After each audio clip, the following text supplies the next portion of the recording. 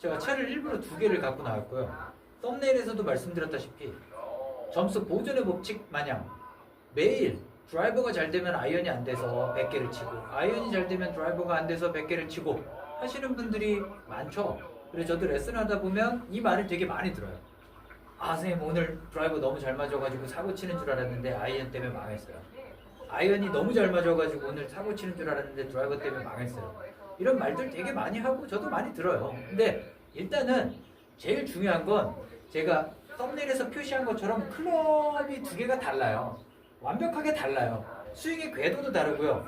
무게도 다르고 치는 방식도 다르고 공을 심지어 띄워놓고 바닥에 있고 이 부분도 달라요.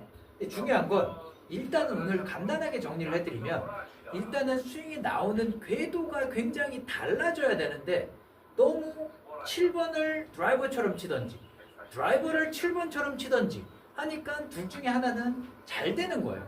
사실은. 그러면 오늘 제가 이제 썸네일에서도 이렇게 표현을 해드렸는데 제가 결론적으로 드라이버 셋업을 할 때는 왼쪽 발에 셋업을 하고 굉장히 저랑 공간의 거리도 좀 멀고요. 그 다음에 보폭도 약간 넓고요. 세븐 아이언을 칠 때는 보폭도 조금 좁고요. 공이 제 머리의 위치와 거의 일치하는 데 있어요. 즉 중앙에 있다라는 거죠. 그러면 제일 중요한 건 클럽의 길이가 길다라는 건 내 클럽이 조금 더 완만해져요. 이런 식으로. 클럽의 길이가 짧다라는 건 조금 더 이 각도가 좀 더 가팔라지게 돼 있어요. 제가 지금 들고 있는 건 세븐인데요. 세븐보다 피칭으로 가면 갈수록 얘가 더 가팔라져요. 이렇게. 근데 똑같은 궤도로 내려온다. 그러면 공을 깎아칠 수 있는 확률이 되게 높아지고 뒷땅을 치거나 뽕샷을 칠 가능성이 굉장히 높아져요. 즉 그래서 여러분들이 연습을 하실 때는 지금 세븐 아이언이 이 정도 궤도에서 이렇게 올린다. 백스윙이 이렇게 됐다. 그러면 처음 어드레스에서 그렇게 벗어나지 않는 정도의 선에서 왔다 갔다 하고 있어요. 이럴 때 가장 굿샷이 나올 수 있고요.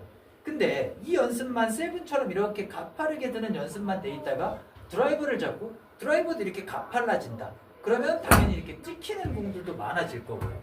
그러면 너무 가팔라지니까 이렇게 아웃트윈으로 나올 가능성도 굉장히 높아지는 거죠. 그러면 우리가 예전에 레슨 때부터 많이 내려오는 말이 뭐냐면 드라이버 칠 때 오른손에 쟁반을 들고 있는 것처럼 해라라는 말씀을 많이 하셨고요.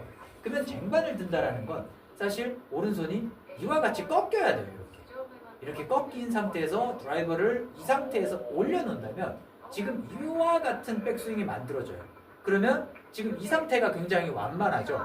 근데 대부분은 백스윙을 세븐 치다가 이렇게 드라이버처럼 이렇게 치는 거죠. 세븐처럼 드라이버.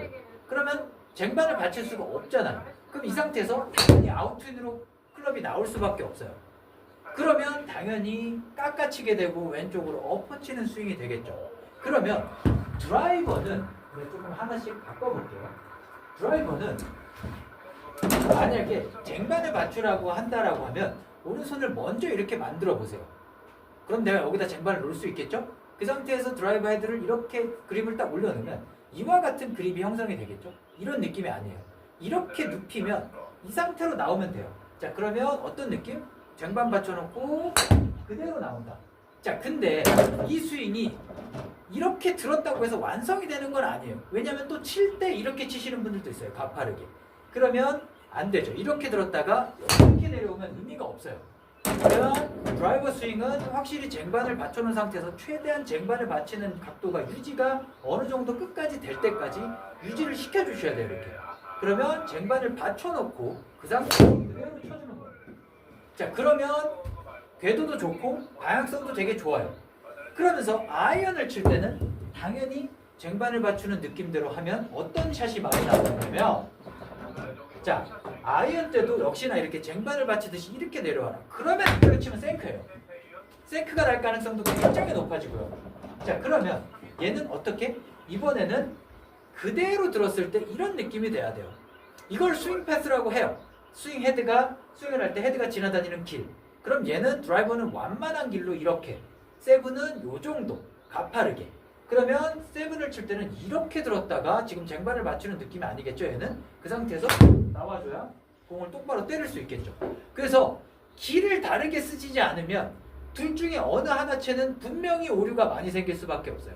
드라이버는 완만하게 손바닥이 하늘을 보고 있다가 하늘을 보는 채로 다운스윙이 연결이 돼야 되고, 지금 세븐 아이언을 칠 때는 이 손바닥을 폈을 때 저희 지금 스튜디오에 카메라가 앞에 달려 있는데 정면 카메라와 마주보는 느낌이 비슷하게 있어야 돼요. 자, 이런 식으로 만들어져야 돼요. 오른손을 펴보면 약간 이쪽을 보는 느낌이 있어야 되고요. 드라이버를 칠 때는 손을 피면 약간 하늘을 보는 느낌이 있어야 돼요. 이래서 이대로 나와주고 얘는 이렇게 나와주고, 이 스위칭이 빠르게 하지 않으면 둘 중에 어떤 한 개의 채는 오류가 나올 수밖에 없거든요. 그래서 여러분들 분명히 같은 스윙인 것처럼 보이지만 분명히 스윙이 지나다니는 길이 달라요. 그래서 그 스윙 패스라고 하는 그 길을 분명히 다르게 적용을 시켜주셔야 됩니다. 오늘 한번 집에 가서 확인을 해보세요. 내 드라이버 백스윙 탑을 딱 만들고 탑을 딱 만들었을 때 오른손을 피면 내 드라이버의 백스윙 때 오른손의 위치가, 손바닥의 위치가 어디를 보고 있는지 잘 파악을 하시고요. 그게 잘 누워있다. 그러면 드라이버는 그래도 좋은 길로 나올 가능성이 높아집니다. 이러신 분들은 상대적으로 아이언을 들었을 때 내 손바닥의 위치가 어디를 보고 있느냐, 앞쪽을 보고 있느냐, 역시나 드라이버처럼 하늘을 보고 있느냐를 잘 보시고요. 거꾸로 또 드라이버를 칠 때 너무 앞쪽을 보고 있으신 분들이냐, 하늘을 보고 있느냐. 자, 이 스윙 패스를 바꿔주지 않으면 분명히 한쪽에선 오류가 날 가능성이 높아지시니까 꼭 다르게 스윙 패스를 만들어서 연습해 보시기 바랍니다.